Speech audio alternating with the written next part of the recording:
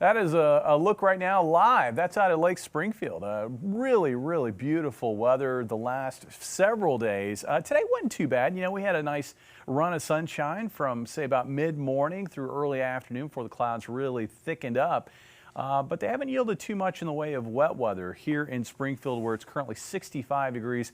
You can see we do have some areas of shower activity, one here along and north of I-44, and then we've got another area here lined up right along Highway 60. That shower activity not terribly heavy, and this is kind of what we're going to see throughout the overnight. You know, not everybody's going to get wet weather. The showers won't be overly heavy, but they are going to be around. Here's the setup. Right now, we've got waves of thunderstorms passing by to the south. The core of this storm, though, is located here in western Texas. You can see that little spin in the atmosphere.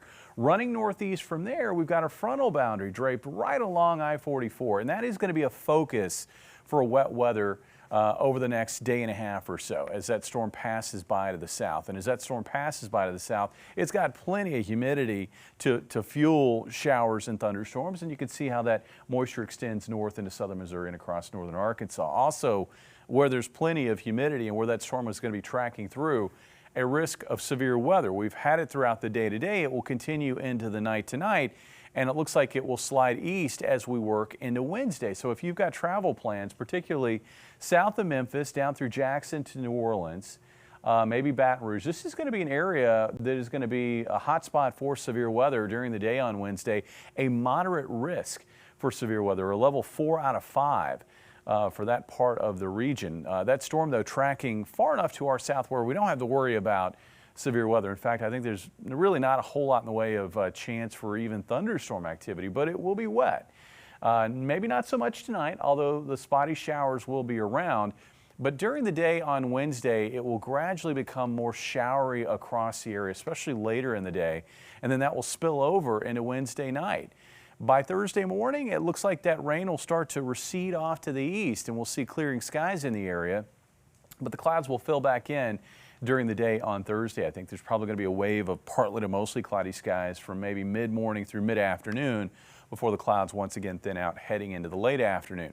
As far as rainfall, most areas should see some rainfall.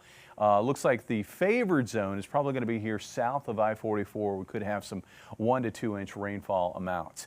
Temperatures tonight not cooling off much, about 53 for the low with a high in the upper 50s to around 60 tomorrow. Winds are going to be breezy out of the northeast with gusts to 30 miles per hour. Tomorrow night remains breezy. Temperatures cooling off down to 47 by Thursday morning. And then on Thursday, again, look for partly to mostly cloudy skies. This is the area that I think has the best chance for a few spotty pop-up showers. And winds are going to be gusty out of the northwest with gusts between 30 and 40 miles per hour on the table.